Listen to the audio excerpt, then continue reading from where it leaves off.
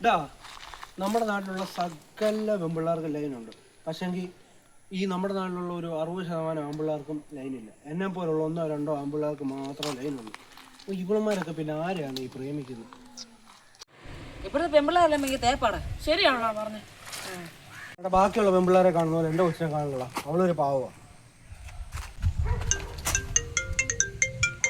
Hello മോളെ.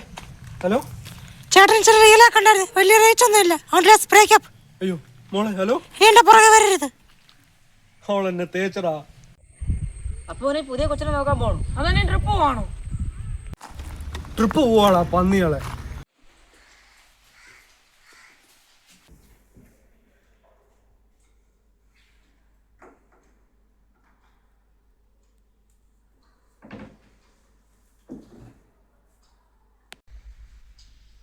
എന്തോടൊരു പരിഗണന?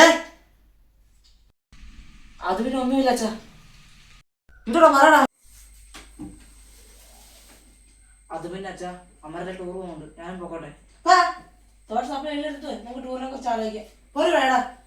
കഷ്ടമുണ്ട് അച്ഛാ. ഓടാ. എടാ വൈകിട്ട് ട്രിപ്പ് പോകാൻ എല്ലാം റെഡിയല്ലേ?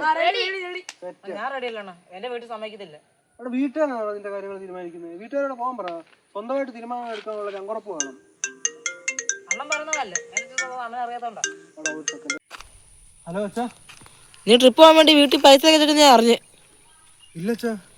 നീ വീട്ടിൽ ഭയങ്കര ബഹളാന്നൊക്കെ ഞാൻ അറിഞ്ഞു. ഇല്ലച്ചാ, ഞാൻ പോകുന്നില്ല അച്ഛാ. സന്ധിക്കുമ്പോ വീട്ടിൽ കയറിക്കണം. കയറിയേക്കാം. 6 മണിക്ക് മുമ്പ് തന്നെ വീട്ടിൽ കയറിയേക്കാം. ഓക്കെ. ശരി.